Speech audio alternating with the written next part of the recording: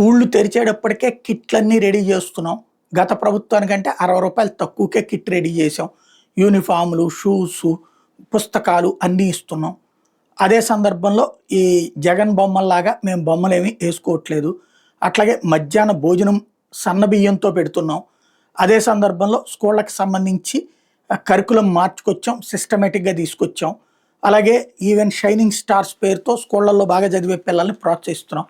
ఇలాగ మేమంతా సిస్టంలోకి తీసుకొస్తున్నామని ఒకవైపున ప్రభుత్వం చెప్తుంటే, వీళ్ళంతా అరాచకం చేస్తున్నారు, అసలు ప్రభుత్వ ప్రైవేట్ విద్యని నాశనం చేస్తున్నారు అంటూ సాక్షి ఒక కథనాన్ని ప్రొజెక్ట్ చేసుకొచ్చింది. చదువు చతికిలబడింది, అమ్మఒడికి వీడ్కోలు పెట్టేశారు, ఇంగ్లీష్ మీడియంకి మంగళం అంటూ. అమ్మఒడికి బదులు తల్లికి వందనం ఈ నెలలో డేట్ ఫిక్స్ చేస్తా ఉన్నారు, ఇచ్చే అవకాశం ఉంది, క్రిందటి ఏడాది ఇవ్వలేదు. డిజిటల్ క్లాస్ రూమ్కి బై బై, టోఫెల్ క్లాసులకి టాటా అంటున్నారు. మరి డిజిటల్ క్లాస్ రూమ్ ఎందుకు తీసేశారో చెప్పాలి. తీసేశారా లేకపోతే నడుస్తుందా? సబ్జెక్ట్ టీచర్ల మీద వేటు ఘోరంగా మారిన గోరుముద్ద అన్నటువంటిది. ఇంకా స్కూళ్ళే తెరవకుండా గోరుముద్ద దారుణమని అప్పుడే ఎట్లా చెప్తారు? దారుణంగా పడిపోయిన ఫలితాలు అని చెప్తున్నారు. లేదు, ఫలితాలు దాదాపుగా గతం ప్రభుత్వానికి ఈ ప్రభుత్వానికి ఒక 2-3% అట్లా ఉండొచ్చునేమో. ఎప్పుడైనా సరే అది ఫలితాలు టీచర్లు దిద్దే దాని మీద కూడా ఉంటుంది. ఫలితంగా ప్రభుత్వ బడులు వీడి విద్యార్థులు ప్రైవేటు బాట.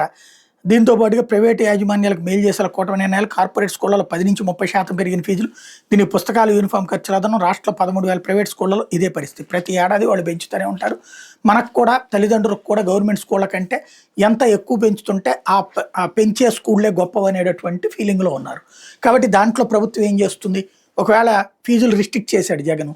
రిస్ట్రిక్ట్ చేసిన జగన్ని ప్రైవేటు విద్యా సంస్థలు వ్యతిరేకించారు, ఓడగొట్టడంలో కీలక పాత్ర పోషించారు. ఇప్పుడు వీళ్ళు ప్రైవేటు విద్యా సంస్థలకి ఫేవరబులే. కాబట్టి తల్లిదండ్రులే కోరుకుంటున్నప్పుడే వీళ్ళు చేస్తున్నట్టు కనబడుతుంది.